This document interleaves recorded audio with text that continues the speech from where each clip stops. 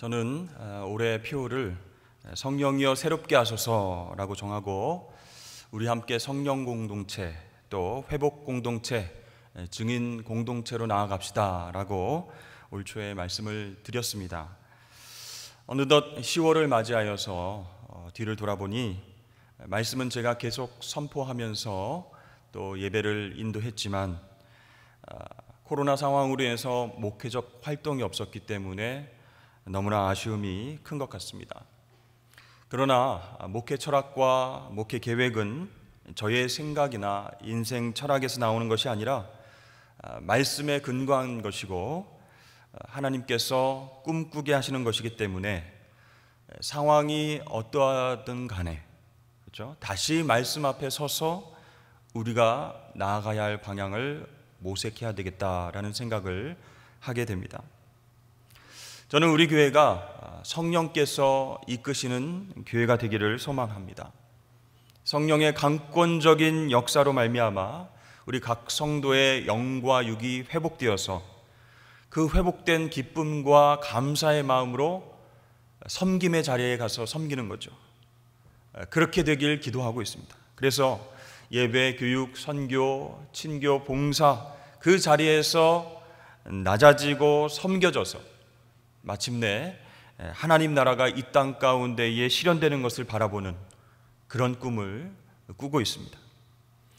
비록 코로나라고 하는 그 상황 때문에 그 비전의 실현이 늦어질 수는 있어도 하나님께서 하나님의 때에 우리를 회복시키시고 섬기게 하셔서 하나님 나라가 점점 확장되는 놀라운 일을 행하실 줄로 믿습니다.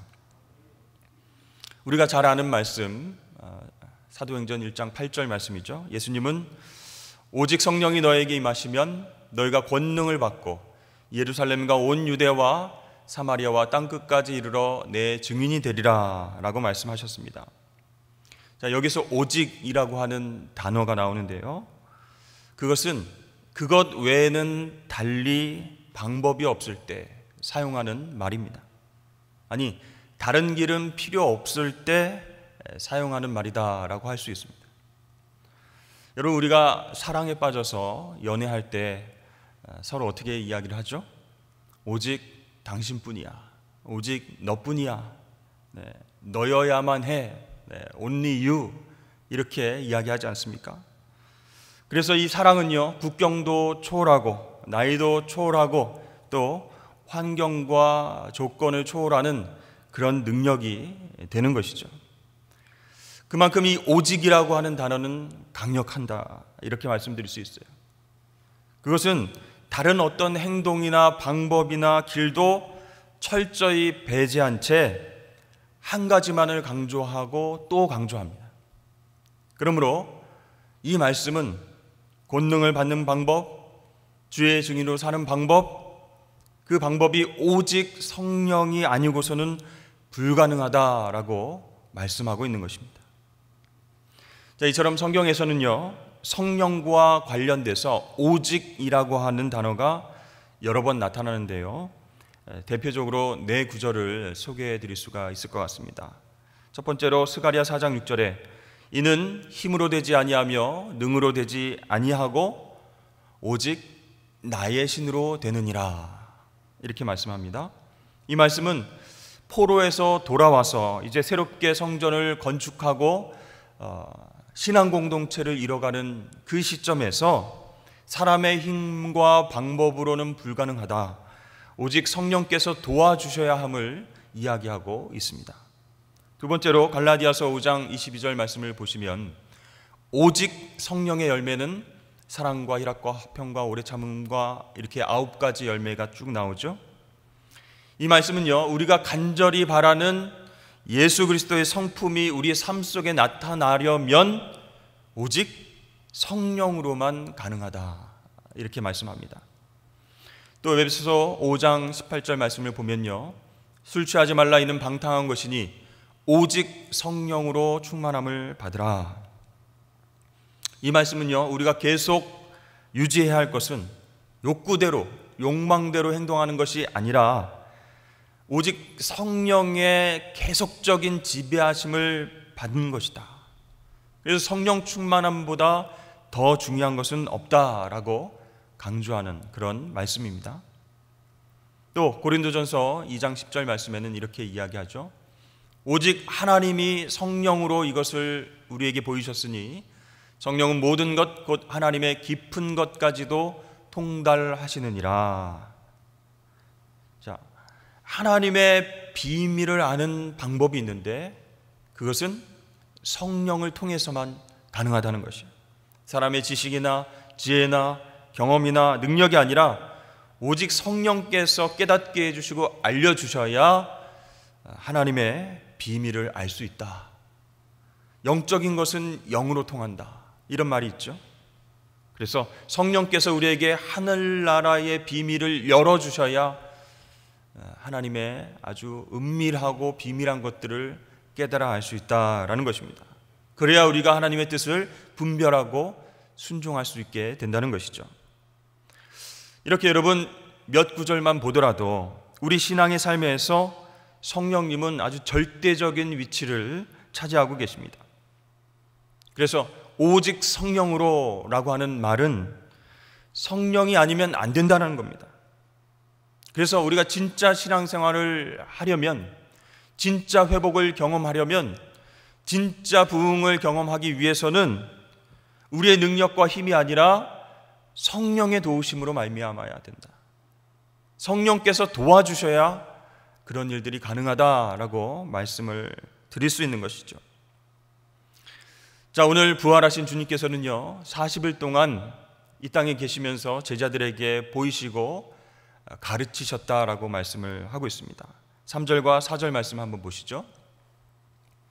그가 고난받으신 후에 또한 그들에게 확실한 많은 증거로 친히 살아계심을 나타내사 40일 동안 그들에게 보이시며 하나님 나라의 일을 말씀하시니라. 사도와 함께 모이사 그들에게 분부하여 이르시되 예루살렘을 떠나지 말고 내게서 들은 바 아버지께서 약속하신 것을 기다리라. 이렇게 말씀하십니다. 부활하신 후 승천하시기까지 40일 동안 지상의 제자들과 함께 교제하시면서 그들을 가르치셨다라고 했는데 무엇을 가르치셨죠? 바로 하나님 나라의 일, 그것을 가르치셨다라고 말씀합니다. 그러니까 제자들이 오순절날 성령 체험을 하기 전에 하나님 나라 일에 대해서 예수님께서 집중적으로 공부를 시키셨다는 거예요. 여러분, 예수님께서 이 땅에 오셔서 공생애를 시작하셨을 때 그 처음부터 그리고 또 공생애를 마감하는 마지막까지 말씀하시고 통일적으로 가르치신 부분이 있는데 그것이 바로 하나님 나라라고 하는 것입니다.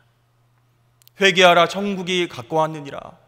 하나님 나라가 이미 도래했다라고 말씀을 하셨습니다. 그리고 부활 승천하시기 직전에 제자들에게 하나님 나라의 일들에 대해서 가르쳐 주셨습니다. 그만큼 예수님의 그 생애에 있어서, 그렇죠? 가르침에 있어서 가장 중요한 부분이 바로 하나님 나라라는 것입니다. 여러분, 하나님 나라는 지도에 존재하는 그런 나라가 아니죠. 하나님의 다스림과 통치의 현장을 뜻하는 것이 바로 하나님 나라입니다. 그래서 하나님 나라를 뜻하는 단어 바실레이아는 통치, 지배라고 하는 뜻이 굉장히 강한 단어라고 말씀드렸어요. 따라서 예수님께서는 앞으로 하나님의 통치, 하나님의 지배가 역사 속에서 어떻게 이루어질지를 제자들에게 가르쳐 주신 겁니다. 그런데 그것이 어떻게 구체적으로 실현이 됩니까? 성령이 오시면, 예수님이 부활 승천하셔서 하늘로 떠나가시고 성령이 오시면 그 성령의 역사함으로 말미암아 하나님 나라가 이제 어떻게 확장될지를 가르쳐 주셨다는 겁니다. 여러분, 예수님께서 이 땅에 계실 때는요, 예수님 직접 말씀으로 하나님 나라를 가르치시고 또 치유하시고 고치시고 회복시키는 그 사역들을 통해서 하나님 나라가 임하는 것을 제자들이 볼 수 있었습니다. 그런데 예수님께서 지금 승천하시고 제자들 곁에 안 계시면 이 땅에 남은 제자들이 어떻게 하나님 나라를 볼 수 있을 것인가? 바로 성령께서 오셔서 하나님 나라가 이 땅 가운데 실현되는 것을 도와줄 것이다. 두려워하지 말아라, 걱정하지 말아라 라고 예수님 말씀하시는 거예요. 그런데 여러분 생각해 보세요. 아무리 도와주실 분이 하늘에서 오신다고 한들 이 제자들이 예수님의 그 큰 사명들을 이어받아서 감당한다는 것 얼마나 부담스럽겠습니까? 그런데 예수님께서는 오늘 예루살렘을 떠나지 말고 약속한 것 무엇이에요? 성령을 기다리라 이렇게 말씀합니다. 여러분 예루살렘을 떠나지 않고 있다가는 어떻게 될까요? 예수의 제자라고 소문이 나고 또 로마 병사들이 와서 체포해가는 그런 일들이 있지 않을까요? 예수님처럼 잡혀가서 십자가에 죽을 수도 있는 그런 위험한 상황입니다. 그런데 예수님께서 제자들에게 예루살렘을 떠나지 말라라고 말씀하세요. 그러니까 사실 제자들의 마음 가운데는 갈등이 있었을 겁니다. 지금 제자들을 찾아서 죽이려고 하고 그 어려운 상황 가운데에 예루살렘을 떠나야 할 것인가 말아야 할 것인가, 진짜 마음 같아서는 멀리 도망가고 싶은 마음이 굴뚝 같은 거죠. 그렇습니다. 이렇게 자신들이 실패한 적이 있는 과거의 장소에 머문다는 것, 그것은 쉽지 않습니다. 그런데 예수님께서 부활하셔서 제자들에게 나타나신 거예요. 그리고 소망을 주시고 두려움과 절망 가운데에 다시 힘을 내라고 말씀하신 겁니다. 너희들이 실패한 그 자리, 너희들의 인간성이 적나라하게 드러난 그 자리에서 한 발짝도 물러나지 말고 성령을 기다려야 된다. 그래야 비로소 너희들은 성령의 도우심을 받고 부활의 진짜 증인으로서 사명을 감당하고 살 수 있다라고 말씀하시는 거예요. 그렇습니다. 제자들 스스로의 능력과 회복력 때문이 아니라 그 실패의 자리, 좌절의 자리에서 인내하면서 성령의 도우심을 받는다면 그 자리에서 일어나서 진짜 증인의 삶을 살게 될 줄로 믿습니다. 우리도 신앙생활하면서 넘어진 적 있죠? 실패한 경험이 있습니다. 하나님 말씀에 순종하지 못하고 자기 뜻대로 행동하다가 그렇게 좌절하고 또 실패한 경험이 있으실 겁니다. 그런데 오늘 말씀을 통해서 보면요, 그것을 떠나거나 회피하지 말라고 말씀하세요.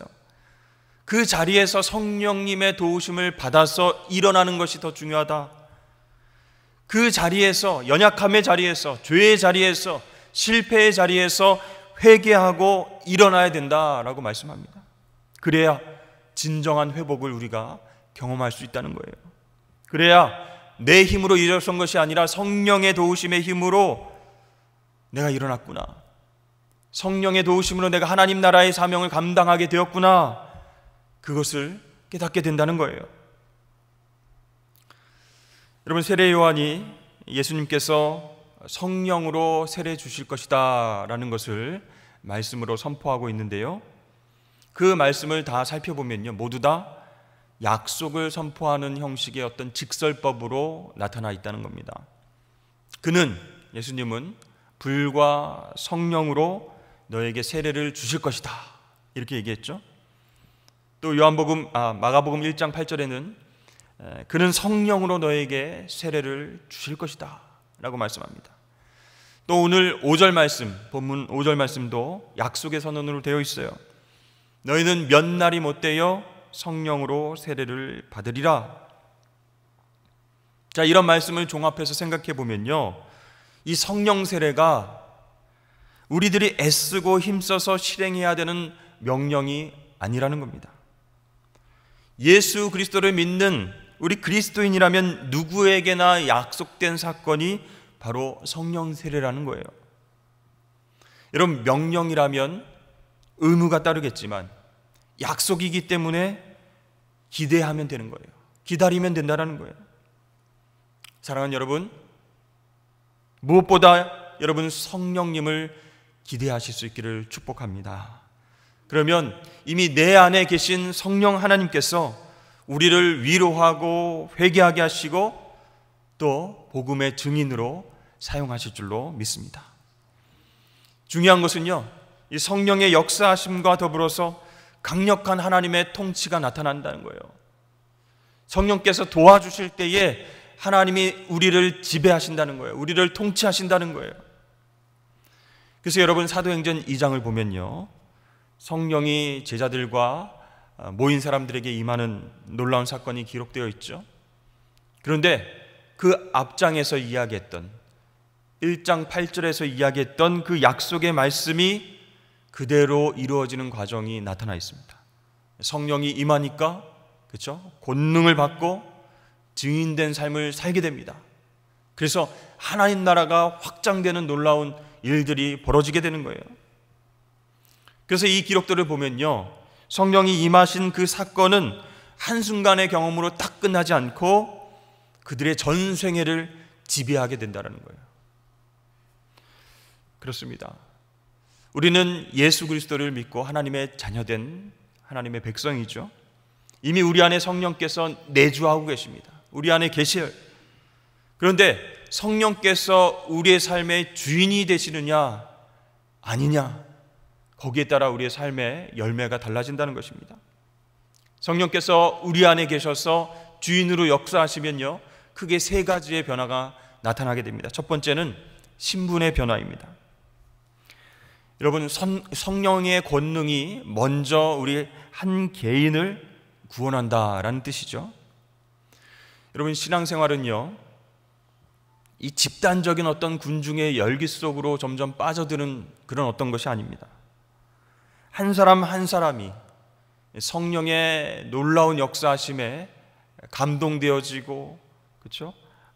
회개하고 혈과 육을 제어당하고 모든 죄악된 습관을 버려버리게 하고 무엇이 죄인지 깨닫게 하고 회개하게 하는 놀라운 성령의 역사를 경험하게 된다는 거예요. 그래서 성령님은 우리에게 하나님을 아바 아버지다라고 부르게 하신다는 거예요.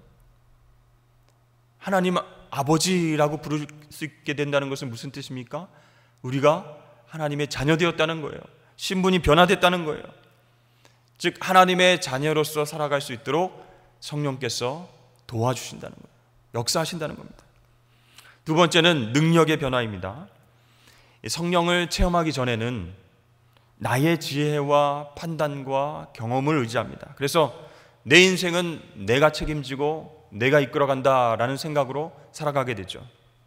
그래서 그 인생 가운데에 걸림돌이 생기고 실패할 일들이 생기고 안 될 일이 생기면 나쁜 방법, 나쁜 수단을 동원해서라도 성공하려고 노력하는 것이 특징입니다. 그러나 성령께서 나의 주인이 되시면 내가 자랑하고 내가 정말 성공으로 이끌겠다라고 하는 모든 것들을 다 배설물로 여기고 약할 때 강함 되시는 예수님만 의지하게 됩니다.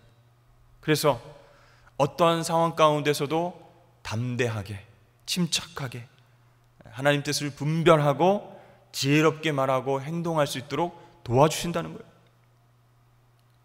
그러니까 성령께서 처음에는 내 능력으로 모든 것을 해결하려고 했지만 그것을 내려놓게 하시고 성령 하나님의 능력으로 모든 것을 대처할 수 있게 하신다는 거예요.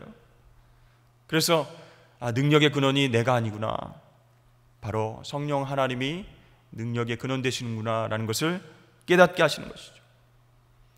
이것이 성령께서 주시는 변화의 특징이라고 할 수 있습니다. 세 번째는요, 삶의 변화가 찾아옵니다. 예루살렘과 온 유대와 사마리아 땅끝까지 이르러 증인이 되라라고 말씀하셨는데요, 이 말씀은 이 제자들에게 타 문명을 파괴하고 복음을 심으라, 그런 말씀인가요? 안 믿는 사람들, 타 종교의 사람들을 무시하고 개종시키라, 그런 말씀인가요? 아닙니다. 끝까지 힘들고 어려워도 끝까지 예수님의 삶을 살아내면서 부활의 증인이 되라라고 말씀하시는 거예요. 자, 제자들은요, 이때까지만 해도 하나님 나라가 확장되고 회복되는 것 관심이 없었습니다. 바로 이스라엘 나라가 회복되는 것에 관심이 있었어요. 로마의 지배에서 언제 벗어나는가, 우리 부활하신 주님께서 언제 이 땅을 회복시키시는가? 그래서 6절 말씀 보면요, 주께서 이스라엘 나라를 회복하심이 이때이니까 라고 묻고 있어요. 그러나 여러분, 예수님의 뜻은 무엇이에요? 이스라엘의 정치적 독립이 아니었습니다. 이스라엘의 거룩한 증인된 삶이었습니다. 여러분, 성령은 예수 그리스도의 영이시죠? 예수님께서 십자가에서 모든 인류의 죄를 위해 죽으시고 부활하신 것처럼 예수의 영 성령이 우리에게 임하면 우리도 예수님처럼 자아를 부정하게 됩니다. 십자가의 자아를 못 받게 됩니다. 그리고 하나님만을 무한대로 높이게 됩니다. 이것이 부활의 증인으로 사는 삶이라는 거예요. 따라서 오늘 8절 말씀,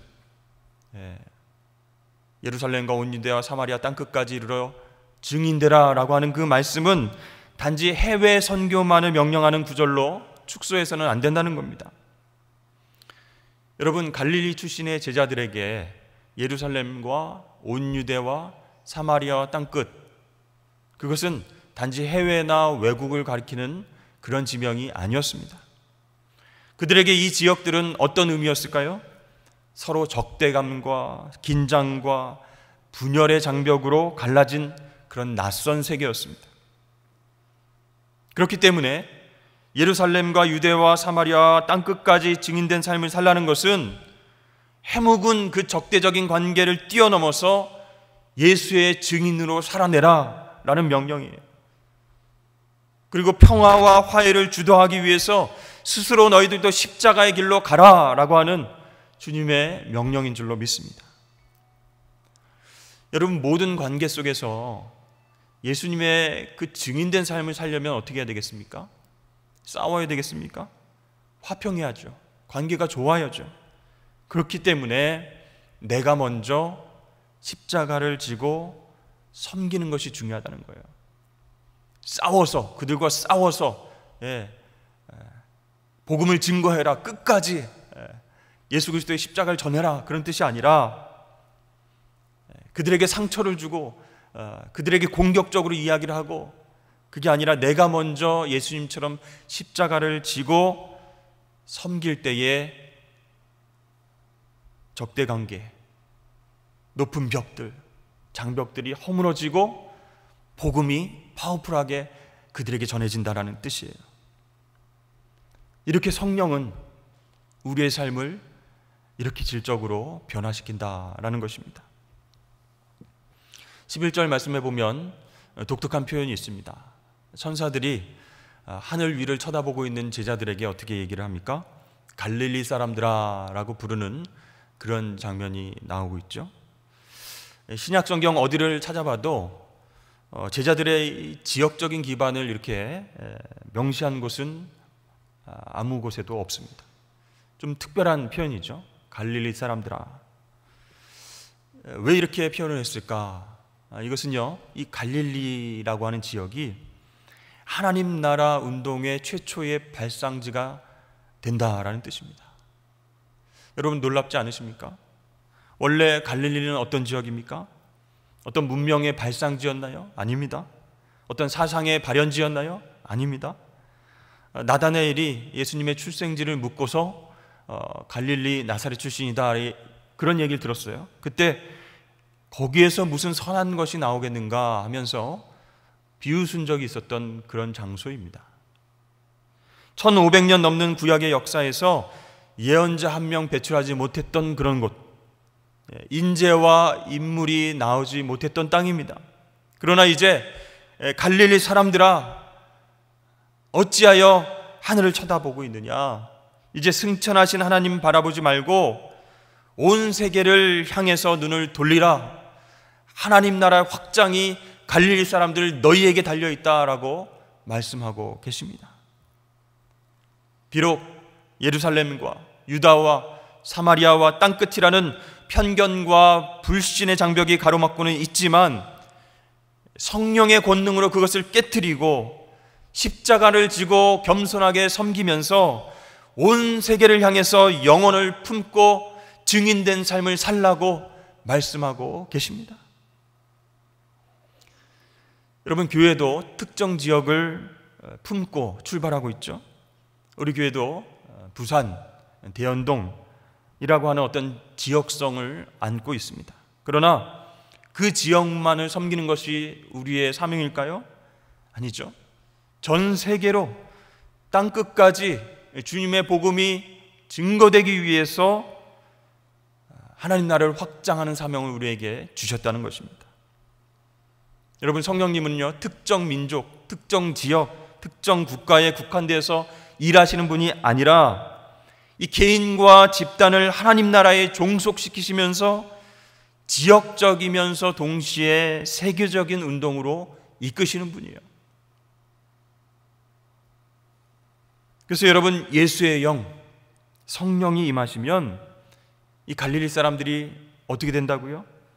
그 지역 정서에, 그 지역 감정에 사로잡히지 않고 그 경계를 뛰어넘어서 예루살렘, 온 유대, 사마리아, 땅끝까지 인종과 문화적 차별과 장벽을 넘어서 사랑의 공동체를 만들기 위해 달려나가게 된다는 거예요.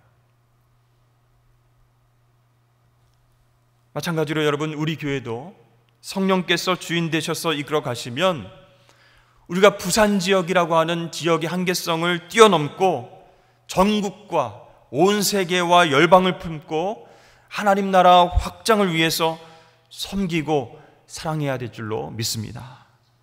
그래서 우리 교회가 이 한국의 갈릴리가 되어서 부산 대연동, 유명한 동네야? 잘 사는 동네야?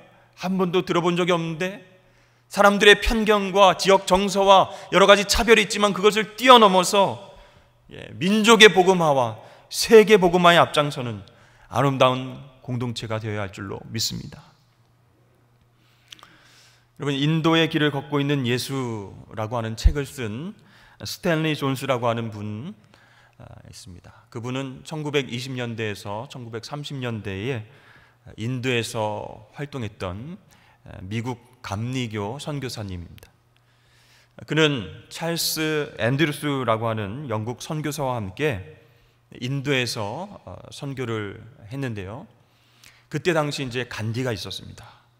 이 간디에게 기독교 정신, 기독교의 본질을 깨닫게 하는 데에 아주 큰 영향력을 끼쳤던 선교사님이에요.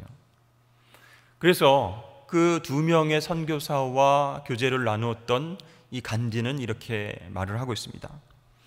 앤드류스 목사와 스탠리 존스 같은 이가 말하는 기독교가 참 기독교라면 우리 인도 사람들은 모두 기독교인이 되어야 합니다. 이렇게 얘기를 했습니다.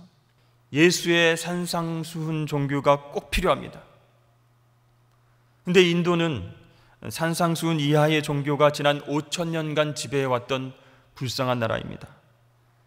그러나 그 종교가 인도를 구원하지 못했습니다. 인도를 구원할 종교는 유일하게 산상수훈에 나타난 예수의 종교입니다. 그러므로 선교사 여러분, 여러분들은 거기에서 1cm도 이탈하지 마시고 참 기독교인이 되어주시기를 바랍니다. 이렇게 이야기를 했습니다. 예수의 길, 십자가의 길에서 이탈하지 말고 그곳에서 참고 기다리고 인내하면서 성령님과 동행해 주십시오.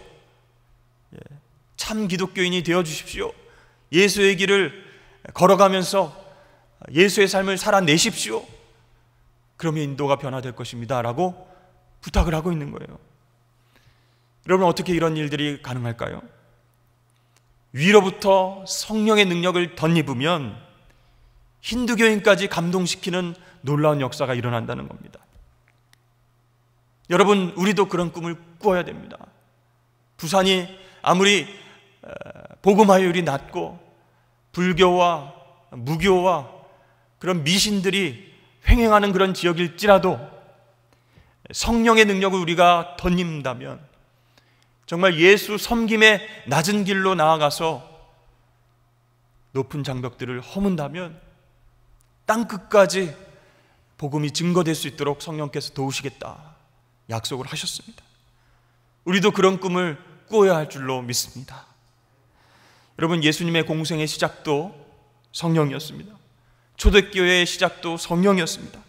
오직 성령의 능력으로 복음이 갈릴리 지역을 뛰어넘어서 세계 만방에 전해지고 하나님의 나라가 확장되는 역사를 우리가 눈으로 보지 않았습니까?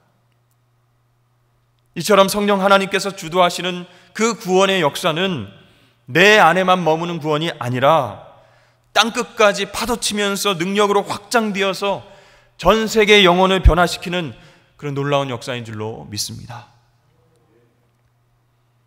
여러분, 산성교회를 부산 땅에 세우시고 저와 여러분을 하나님께서 부르셨습니다. 그래서 뭘 하라고요?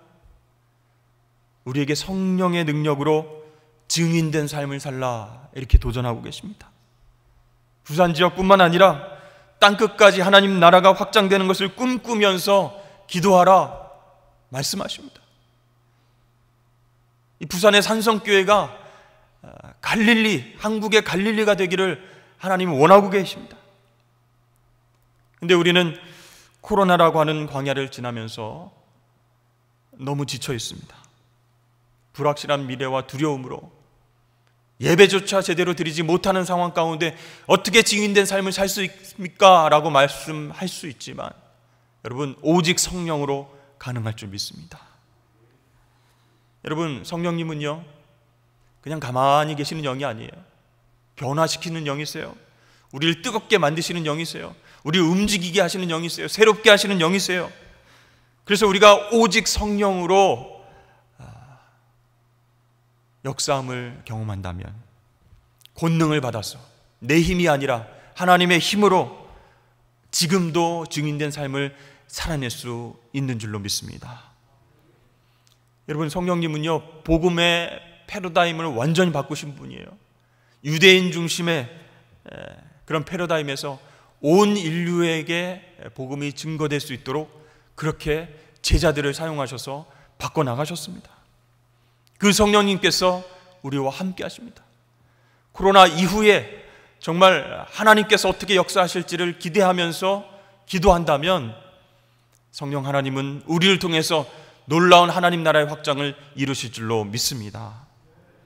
그래서 여러분, 하나님 나라, 하나님께서 통치하시고 지배하시는 역사, 그 하나님의 나라의 역사가 우리 부산 지역뿐만 아니라 세계 열방까지 뻗어나가는데 성령님은 우리를 사용하실 줄로 믿습니다. 그런 믿음을 가지고 꿈꾸고 기도하며 나아가셔서 승리하시는 저와 여러분 되시길 주의 이름 축원합니다. 기도하겠습니다.